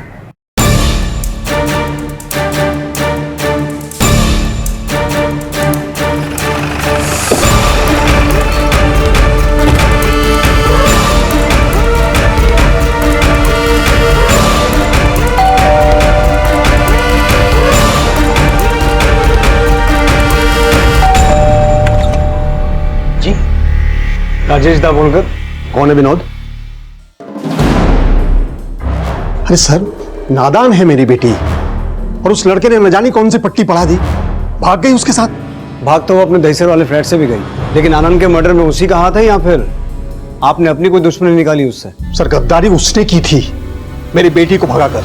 वैसे भी मैं अपनी बेटी से नाता तोड़ चुका हूं, तो उससे दुश्मनी निभाकर मुझे क्या मिलने वाला है? तो आप ये सफाई दे रहे हैं कि आप नहीं जानते कि कुसुम कहाँ है? कैसे जानूंगा सर?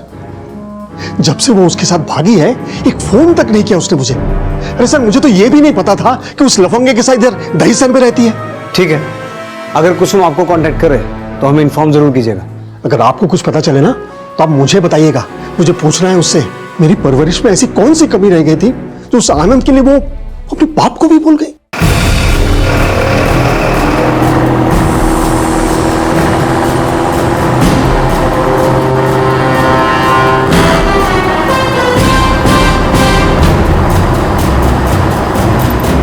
इस राजेश दाभोलकर का फोन सर्विलेंस पे डालो। हो सकता है कुसुम उससे हेल्प मांगने के लिए कांटेक्ट करे। Okay sir.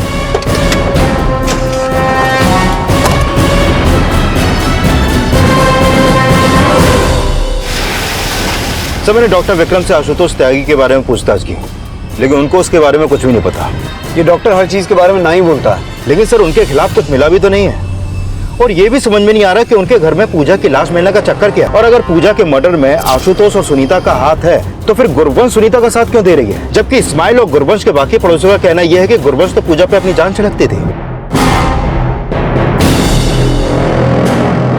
जान तो शायद कुसुम भी छिड़कती होगी आनंद पर, इसीलिए उसने अपने बाप को छोड़ा।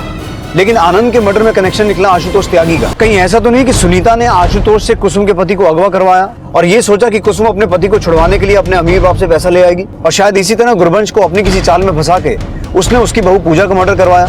हो सकता है सर, क्योंकि सुनीता की क्रिमिनल हिस्ट्री है। आशुतोष त्यागी और रोहित जुगराज जैसे क्रिमिनल से उसका कनेक्शन साफ है। लेकिन सर, नीलम, कुसुम और गुरबंश, इनका कोई क्रिमिनल बैकग्राउंड नहीं है। सर, भले ही कुसुम रईस बाप की बेटी है, लेकिन नीलम और गुरबंश ये दोनों बहुत जरूरतमंद औरतें हैं। हो सकता है सुनीता ने उनकी इसी मजबूरी का फायदा उठाया हो और उन्हें किसी तरह से फंसा के अपने गैंग में शामिल कर लिया हो। यह भी हो सकता है शिंदे कि सुनीता ने उनसे अभी तक ऐसे क्राइम करवाए हों जो अभी तक सामने ही नहीं आए।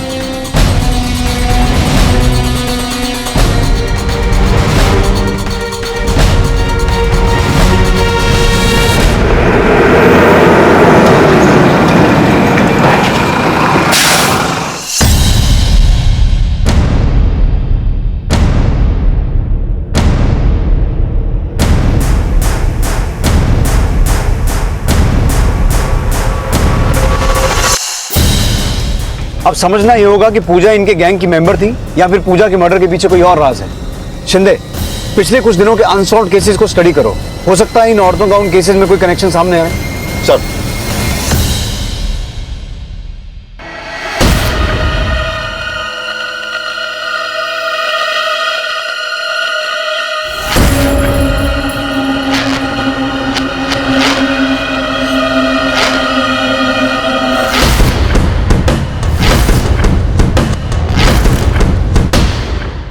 साधारण सी दिखने वाली महिलाओं ने आखिर क्यों इस बच्चे का अपहरण किया? क्या उन्हें इस अपराध के लिए मजबूर किया गया था, या फिर इस अपराध के पैमाने में किसी साजिश का जाम भरा था? सुनीता, कुसुम, नीलम और गुरबंश की चौकड़ी का आखिर पूजा से असल वास्ता क्या था? 17 जुलाई की रात पूजा को किसने मारा था, और 18 जुलाई की सुबह उसकी लाश डॉक्टर विक्रम के घर में मिलने का क्या राज था? और इस सब का कुसुम के प्रेमी आनंद की किडनैपिंग और हत्या से क्या कनेक्शन था? सर, 1 महीने पहले अंधेरी के एक बंगलों में चोरी हुई थी। वो केस अभी तक अनसॉल्व्ड है। मैंने उस केस की फाइल स्टडी की। कुछ विटनेस के बयान के मुताबिक वहां चोरी से पहले एक सेल्स वुमेन और एक किन्नर को देखा गया था। हालांकि उनके स्केच नहीं बन पाए, लेकिन सर उनमें से एक बुड्ढी थी जिसका पूजा, गुरबंश और नीलम के साथ कनेक्शन है, और वहां एक टेम्पो भी देखा गया था। इसका मतलब है पूजा भी इन औरतों के गैंग की मेंबर थी, और 17 जुलाई की रात को ये पांचों औरतें डॉक्टर विक्रम के घर ताला तोड़ के घुसी थी।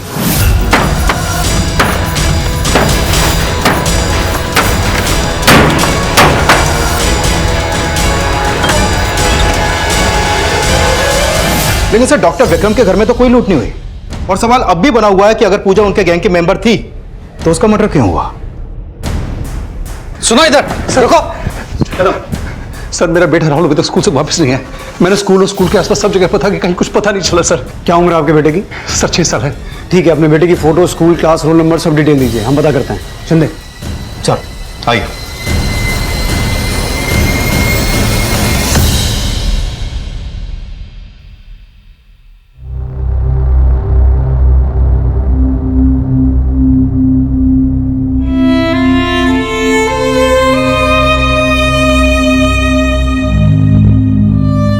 अरे वाह तनुजा बेटा, अब स्टोरी सुन रहे हैं।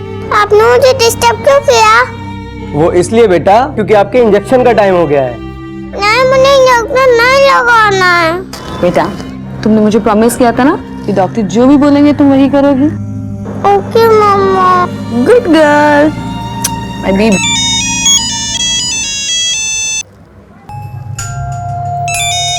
बेटा मैं 1 मिनट में आती हूँ।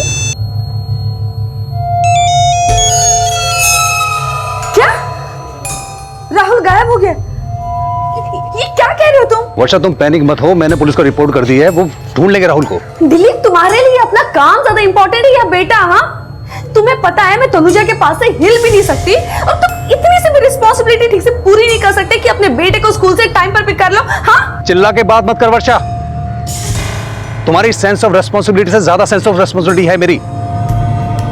छोटी सी गलती क्या होगी कि दिलीप हमारा बेटा खोया है, तुम्हारे लिए जरा सी बात है। हाँ बेटा डरो मत, मैं तुम्हारी दादी जैसी हूँ, तुम्हारी मम्मी को मैं जानती हूँ।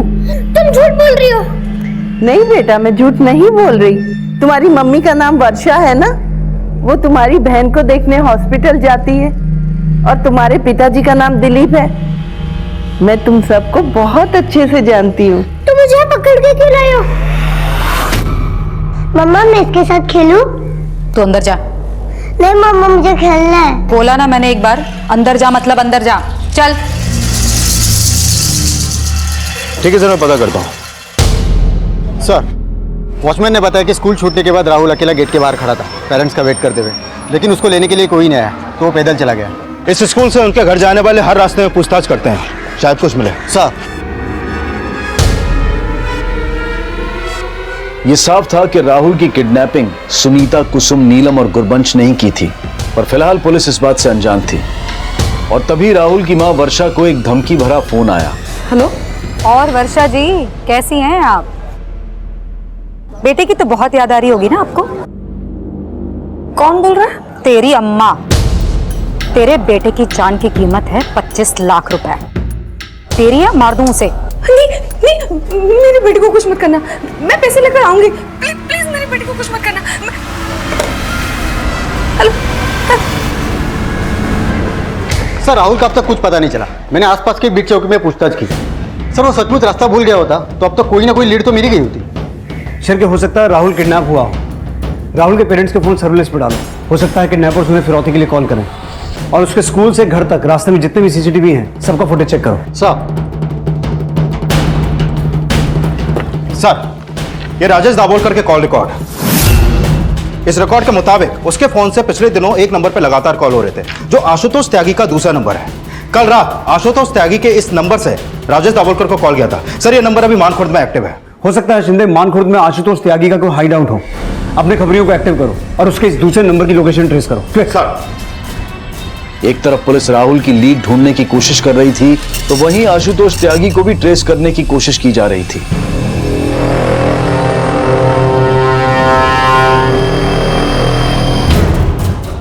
और जल्द ही पुलिस ने आशुतोष को और उसके गैंग के कुछ लोगों को अरेस्ट कर लिया। बताता हूँ साहब, कुसुम के बाप ने हमको आनंद को उठाने की सुपारी दी थी साहब। उसी के कहने पर हमने आनंद को उठाया था साहब।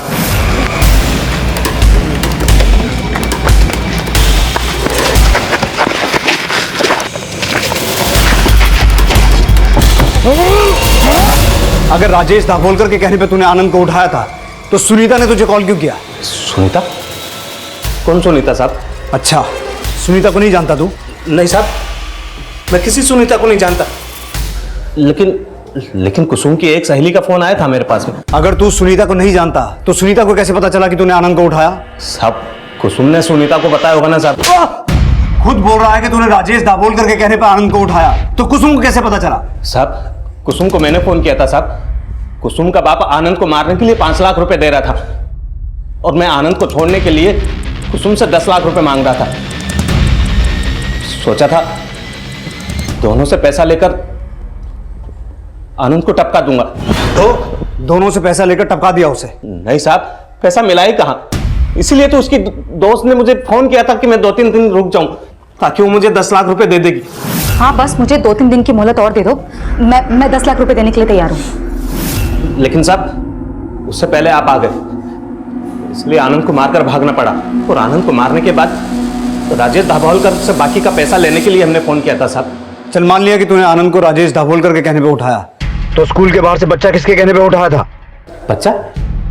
नहीं साहब, हमने किसी बच्चे को नहीं उठाया था साहब, हमने तो खाली आनंद को उठाने की सुपारी ली थी साहब। छोड़िए मुझे। अरे कहां ले जा रहे आप लोग? किया क्या है मैंने भाई, कुछ तो बताइए मुझे। क्या हो क्या रही है?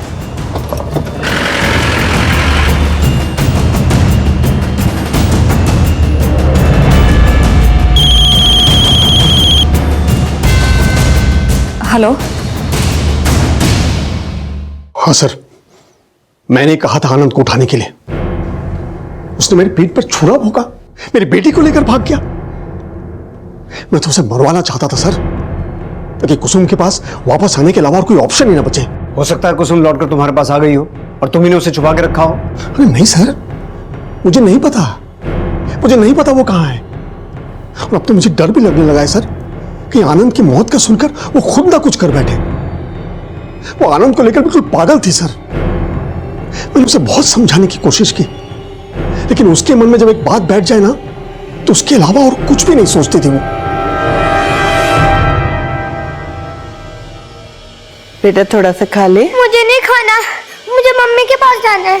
थोड़ा सा खा ले ना बेटा। वर्षा पैसे देने के लिए मान गई है।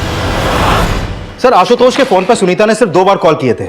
सर हो सकता है आशुतोष सच बोल रहा हो, वो सुनीता को नहीं जानता हो। सर जो 6 साल का बच्चा गायब हुआ है राहुल, मैंने उसके आस पड़ोस में पूछताछ की तो ये पता चला कि उसके माँ बाप दिलीप और वर्षा के बीच में बिल्कुल नहीं बनती थी। सर दिलीप वर्षा पे शक करता था कि उसका कहीं पे अफेयर है। और सर ये बात पता चली कि दोनों की एक बेटी भी है, तनुजा, जिसे स्किन कैंसर है।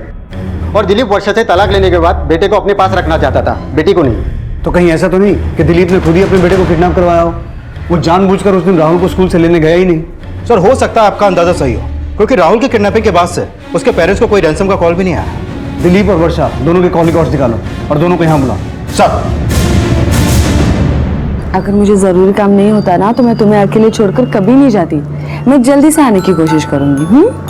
मम्मा कल से राहुल भी मुझसे मिलने नहीं आया, प्लीज उससे बुला दो, फिर आप लेट आओगे तो भी चलेगा।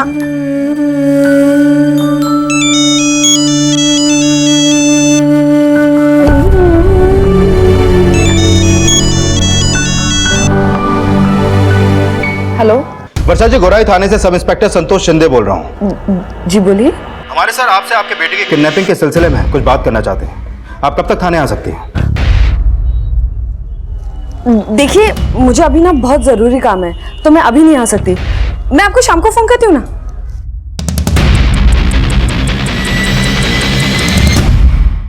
सर मैं मानता हूँ, मुझे अपनी बीवी वर्षा पे शक है। शक है तो फिर ये भी जानते होंगे कि उसका अफेयर किससे है? सर ये मुझे नहीं पता, लेकिन उसके बिहेवियर से ऐसा लगता ही है कि जैसे उसके किसी न किसी के साथ तो अफेयर है। इसीलिए तुम उससे डिवोर्स लेना चाहते थे, लेकिन कस्टडी सिर्फ बेटे की चाहते थे, बेटी की नहीं। ऐसा क्यों? सर ऐसा नहीं है, मैं अपना बेटा और बेटी दोनों को चाहता हूँ। लेकिन फिर भी उस दिन अपने बेटे को टाइम पर स्कूल लेने नहीं पहुंचे। कहीं ऐसा तो नहीं कि अपने बेटे को किडनैप तुम्ही ने करवाया हो? सर आप क्या कह रहे हैं? मैं अपने बेटे को किडनैप क्यों करवाऊंगा? तो फिर कौन किडनैप करवा सकता है? किसी पे शक? सर अगर मुझे किसी पे शक होता तो मैं आपको पहले ही बताया था। बच्चे मुझे नहीं खाना, मुझे मम्मी के पास जाना है। हाँ लेके जाएंगे बेटा। मुझे नहीं खाना। अच्छा दूध पी ले बेटा, दूध पी ले थोड़ा। ए सुनीता, बच्चा इतना परेशान है, तू भी तो एक माँ है, छोड़ देते हैं उसे। क्या कहना चाहती हो मौसी? हाँ बिना पैसे लिए इसको छोड़ू?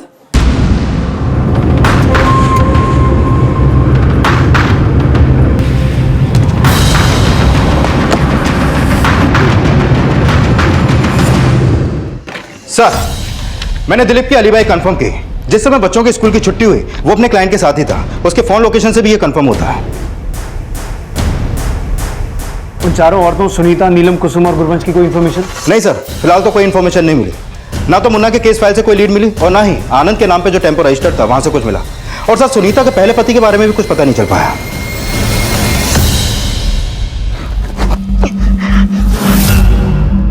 बेबे खोल दे, बेबे खोल देना। क्या हुआ मौसी? इसको देखकर अपने बेटे की याद आ रही है क्या?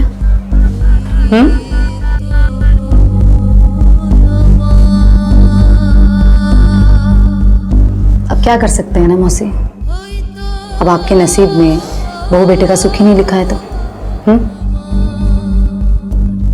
और कुसुम और मेरे नसीब में पति का। और ये नीलम अपने बाप के दिए हुए घाव झेल रही अब तक। पता है मौसी, हम लोग कभी भी बुरे नहीं थे, हमें हमारे हालातों ने बुरा बना दिया। पता है, जब मैं इस घर में शादी करके आई थी ना, तब मुझ में कोई कपट नहीं थी। यहीं से मेरा गृह प्रवेश हुआ था और तब से नर्क के दिन शुरू हो गए मेरे। मेरा पति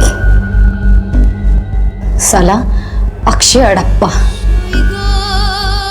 दारू पीकर मुझे रोज मारता था।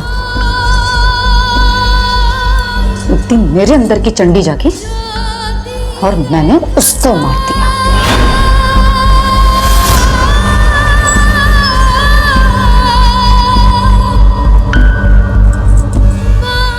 मार दिया मैंने उसे और मार कर काट दिया इसी घर के आंगन में। लेकिन तब भी पुलिस नहीं पकड़ पाई थी मुझे, तब भी नहीं पकड़ पाई थी। लेकिन इस पूजा के चक्कर में साला सब वाट लग गई। वाट तो मेरी लगी है, उसकी लाश को सीने से भी नहीं लगा पाई मैं। सब वर्षा ने बोला था कि वो खुद थाने आ जाएगी, लेकिन अभी तक नहीं पहुंची और काफी देर से उसका फोन भी बंद है।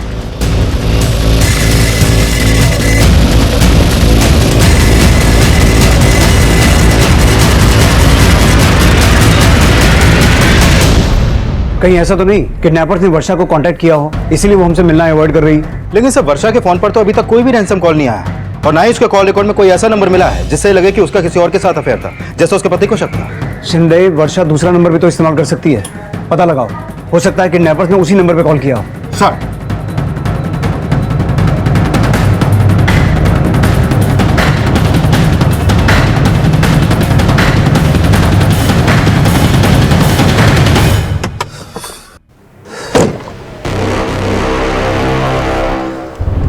दोनों ने मिलकर डिसाइड किया था कुछ महीने नहीं मिलेंगे, फिर इस तरह फोर्स करके क्यों बुलाया यहाँ पर?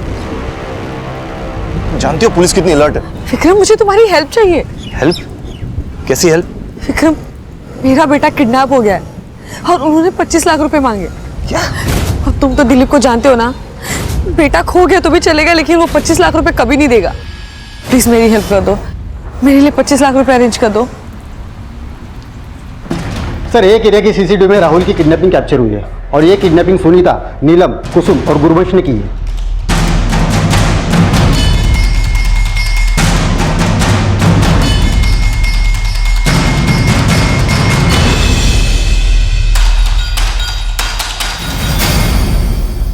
नंबर प्लेट बदल दिया होगा शिंदे, ये चारों बहुत शातिर हैं। वर्षा को फोन लगा? नहीं सर।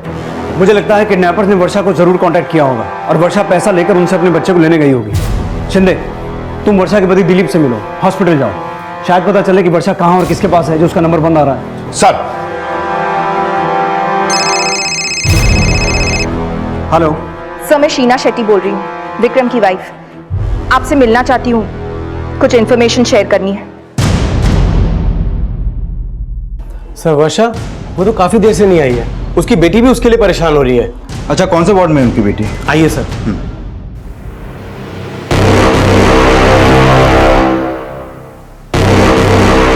तुम्हारी बीवी ने रिकॉर्ड किया है।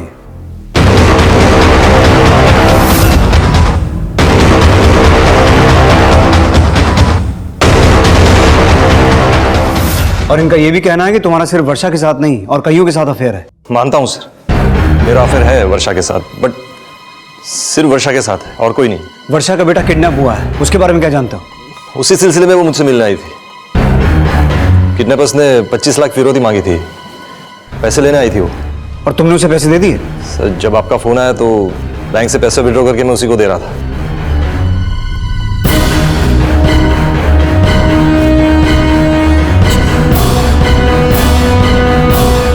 हेलो मनीषा,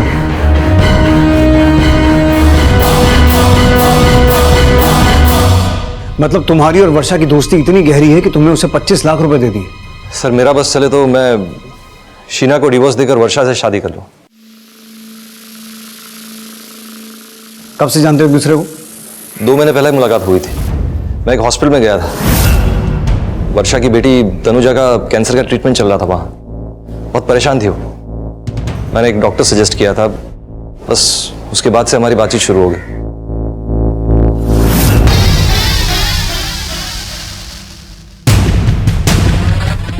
मेरी मम्मा बहुत अच्छी है, मुझे स्टोरी सुनाती है और हमेशा मेरे साथ रहती है। Very good. और तुम्हारे पापा, वो मिलने आते हैं तुमसे? पापा कभी कभी मिलने आता है। अच्छा, और कौन कौन मिलने आता है आपसे? मम्मा की फ्रेंड्स पहले मिलने आती थी, लेकिन अब नहीं आती। फ्रेंड्स? कौन कौन सी फ्रेंड्स, नाम मालूम है आपको? नीलम आंटी, कुसुम आंटी, सुनीता आंटी और गुरुवंश दादी। ये सभी लोग मुझसे और मम्मा से बहुत प्यार करते हैं।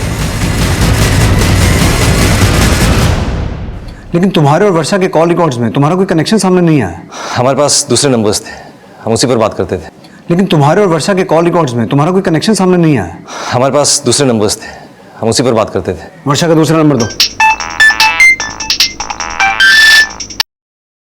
हाँ बोल छिड़के। अगर सुनीता, नीलम, कुसुम और गुरबंश वर्षा को मिलने आते थे तो कहीं ऐसा तो नहीं कि वर्षा भी उनके गैंग की हो? सर, सुनीता के पहले पति की इंफॉर्मेशन मिली है, उसका एक घर नायगांव में है। एक मिनट सर। हेलो, ठीक है सर, वर्षा का फोन भी नायगांव में एक्टिव है। Let's go.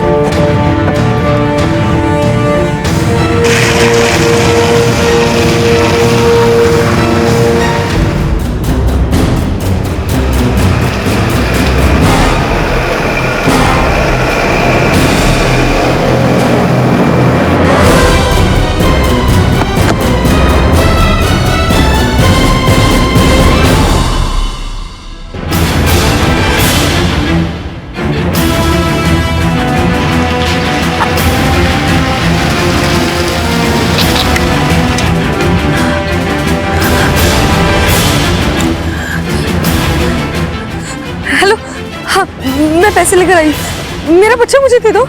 हाँ ठीक है, हम आ रहे हैं।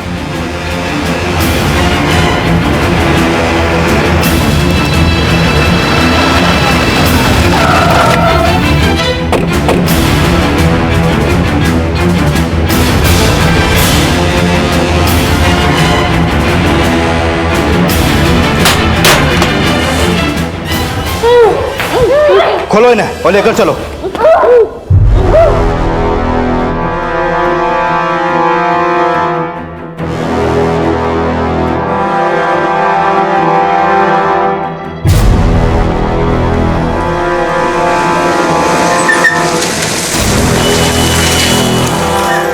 सर, कुसुम, गुरबंश और नीलम तीनों को अरेस्ट कर लिया हमने।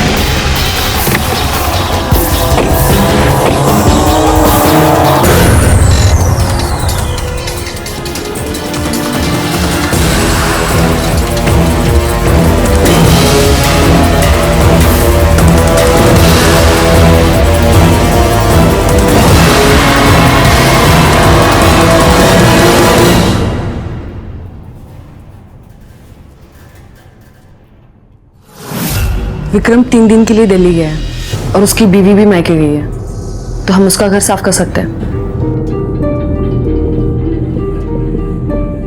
ठीक है, लेकिन मैं तुम लोगों के साथ नहीं चल सकती, क्योंकि विक्रम की बीवी के एब्सेंस में मैं वहां जाती रहती। अगर किसी ने मुझे वहां देख लिया ना, तो हम सबके सब फंस जाएंगे। हम सबको वहां भेजकर ये वर्षा पिछली लूट का पैसा लेकर भाग गई और फिर हमें पैसे देने से भी इनकार कर दिया। मैंने वो पैसे अपनी बेटी के ऑपरेशन के लिए दिए। सोचा था कि विक्रम का घर लूटने के बाद जो भी पैसा आएगा उसमें एडजस्ट कर लेंगे, लेकिन इन्होंने विक्रम का घर लूटा ही नहीं। उस दिन पूजा भी तुम्हारे साथ थी और तुम सब विक्रम के घर चोरी करने गए थे, तो पूजा का मर्डर क्यों किया? मर्डर नहीं था, वो एक हादसा था। जल्दी कर। चल चल चलो, 10 मिनट में पूरा घर खाली करना है। बेबी पूजा। मौसी, मौसी धीमी आवाज में, किसी ने सुन लिया तो सब मरेंगे। और उसके बाद मौसी इतनी जोर से चिल्लाई कि हम सबको उस घर को बिना लूटे ही वहां से भागना पड़ा। ये तो पूजा की लाश को भी साथ में ले जाना चाह रही थी, वो तो हम किसी तरह से इन्हें लेकर भागे। निकलो यहाँ से, उठाओ मौसी, मौसी चलो जल्दी जल्दी निकलो यहाँ से। चलो चलो चलो चलो चलो।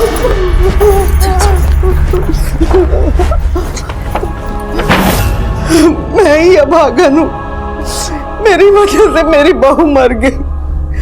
उसकी लाश को मैं गले से भी नहीं लगा पाई।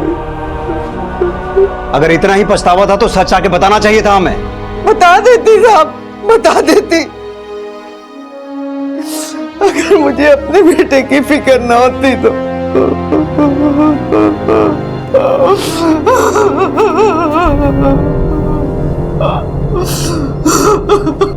इस केस में सुनीता द्वारा किए गए उस अपराध का भी खुलासा हुआ जिसमें उसने अपने पति अक्षय अडप्पा की हत्या करके उसकी लाश उसी के घर में चुनवा दी थी। सुनीता ने कहा कि उसका पति उसके साथ ज्यादतियां करता था और इन्हीं ज्यादतियों ने उसे उसकी हत्या के लिए उकसाया। लेकिन सुनीता ने वर्षा, नीलम, कुसुम और गुरबंश को जिन अपराधों के लिए उकसाया, क्या उसके लिए सिर्फ सुनीता को दोषी ठहराना सही होगा? दोष गुरबंश और पूजा का तो है, और दोष ड्रग एडिक्ट दर्शन का भी है, जिसकी बुरी आदतों ने उसकी मां और पत्नी को इस हताशा से भर दिया कि अपने घर को चलाने के लिए उन्हें किसी दूसरे का घर लूटना भी ठीक लगा। कुसुम के पिता राजेश कुसुम की नियति के लिए उतने ही दोषी थे जितने नीलम के पिता ब्रजेश नीलम की नियति के लिए। वहीं अगर वर्षा का पति दिलीप अपनी कैंसर पीड़ित बेटी को अपना बोझ न समझकर उसके इलाज को अपनी जिम्मेदारी समझता, तो गुरबंश, पूजा, कुसुम और नीलम के साथ साथ वर्षा भी सुनीता की विनाशकारी सोच का शिकार न बनती। अब मैं अनूप सोनी आपसे विदा लेता हूं, फिर मुलाकात होगी अगले एपिसोड में एक और चौंका देने वाले केस के साथ। तब तक अपना और अपने परिवार का ख्याल रखें और देखते रहें क्राइम पेट्रोल डायल 100। सबक एक को सीख हम सबको। जय हिंद। इस तरह के और भी एपिसोड देखने के लिए हमारे चैनल को सब्सक्राइब करें और बेल आइकन दबाना ना भूलें।